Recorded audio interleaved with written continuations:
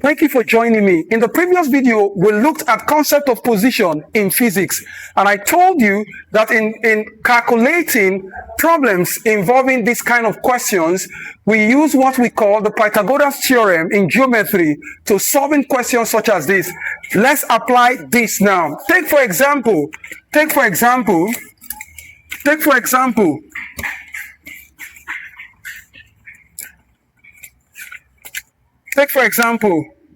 find the value of x. Find the value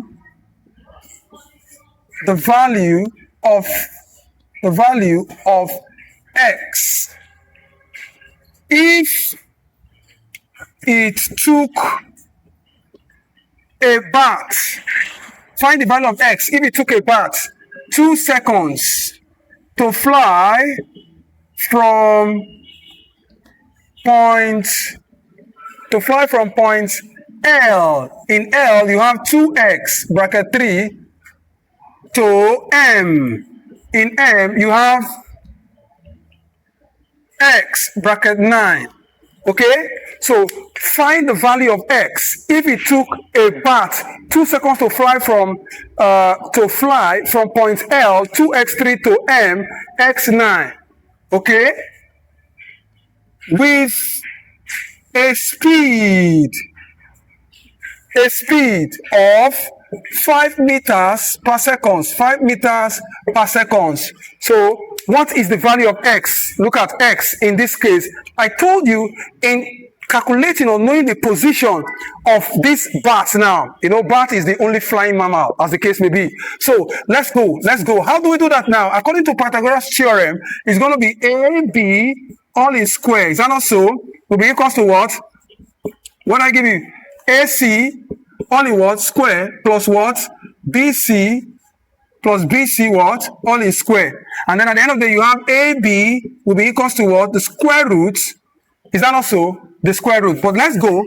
Let's apply them. Now, in this case, we're looking for x now.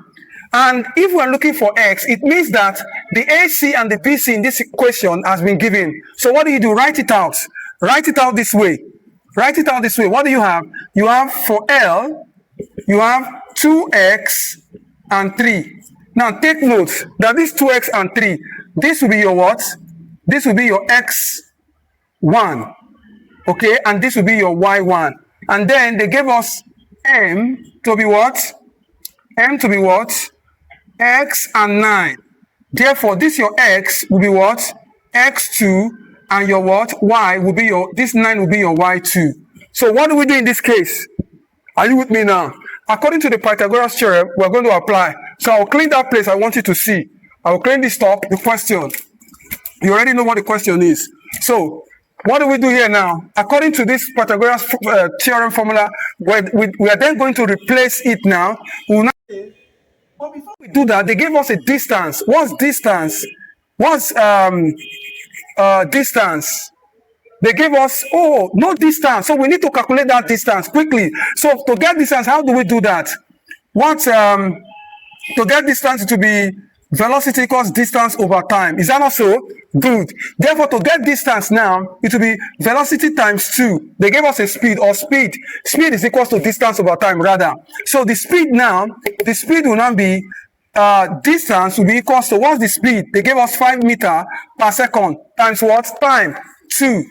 2 seconds. Seconds cancel seconds. So 2 times 5, your distance is 10 meters. Put that down. Take note. So this place now, anywhere you see this, you put it as 10. So let's go. You now say 10 square. Are you with me? Will be equals to, in bracket square, will be equals to what? What's your AC? Okay, your AC will now be x2 minus x1. Okay, before we do that, let's just write distance here. Let's take it as s. Okay, s square. S2 minus S1 square plus what? Y2 minus Y1 all in square. So to get your distance now, okay, but before we do that, let's bring this thing out. So distance will now be, put your 10 there. Distance will now be, let me clean this part so that you can see. Distance will now be 10 square will be equals to, you know, we have 2x and 3 here. And we also have x and 9. So in this case, this is your x1, y1, x2, y2. So what's your x2 here? X2 is x. You now put x minus, what is our x1? 2x. 2x. Put raised to power 2. Plus what here now? What do you have here? So what do you have here? Bracket, what's our y2? Y2 is 9. 9 minus, what's our y1? 3. You have 3 raised to power 2. So all we need to do now, this will be what? 100. Is that not so? Equals to, what is x first of all minus 2x? It's the same thing as saying 1 minus 2.